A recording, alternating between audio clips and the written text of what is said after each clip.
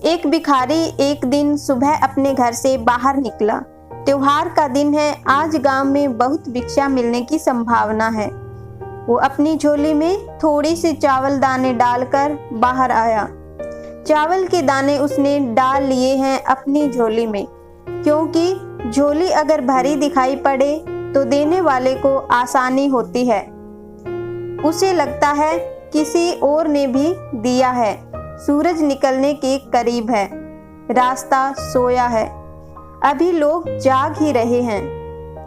मार्ग पर आते ही सामने से राजा का रथ आता हुआ नजर आता है। सोचता है आज राजा से अच्छी भीख मिल जाएगी।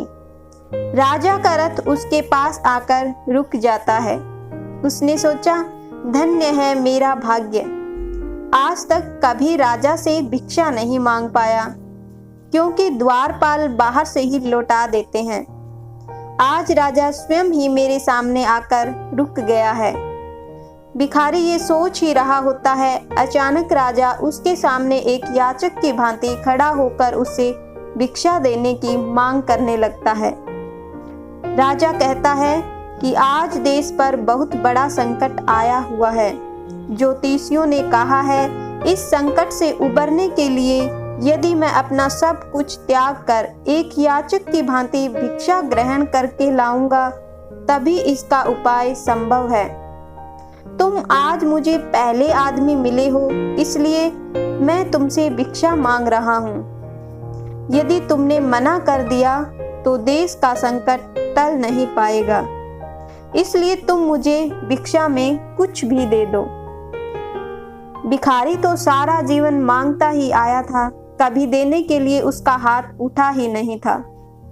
सोच में पड़ गया कि ये आज कैसा समय आ गया है। एक भिखारी से भिक्षा मांगी जा रही है और मना भी नहीं कर सकता। बड़ी मुश्किल से एक चावल का दाना निकाल कर उसने राजा को दिया। राजा वही एक चावल का दाना ले खुश होकर आगे भिक्षा लेने गया। सबने उस राजा को बढ़ चढ़कर भिक्षा दी, परंतु भिखारी को चावल के दाने के जाने का भी गम सताने लगा।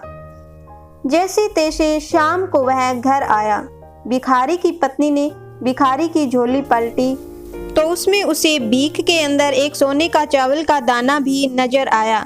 भिखारी की पत्नी ने उसे जब उस सोने के दाने के बारे में बताया तो वो भिखारी छाती पीट के रोने लगा। जब उसकी पत्नी ने रोने का कारण पूछा तो उसने सारी बात उसे बताई। उसकी पत्नी ने कहा, तुम्हें पता नहीं कि जो दान हम देते हैं वही हमारे लिए स्वर्ण है। जो हम इकट्ठा कर लेते हैं वो सदा के लिए मिट्टी का हो जाता है।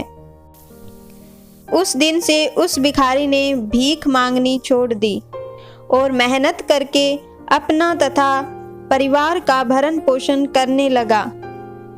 जिसने सदा दूसरों के आगे हाथ फैलाकर भीख मांगी थी, अब खुले हाथ से दान पुण्य करने लगा। धीरे धीरे उसके दिन भी बदलने लगे। जो लोग सदा उससे दूरी बनाया करते थे, अब उसके समीप आने लगे। वो एक भिखारी की जगह दानी के नाम से जाना जाने लगा। इस कहानी से हमें यही शिक्षा मिलती है कि जिस इंसान की प्रवृत्ति देने की होती है उसे कभी किसी चीज की कमी नहीं होती, और जो हमेशा लेने की नियत रखता है उसका कभी पूरा नहीं होता।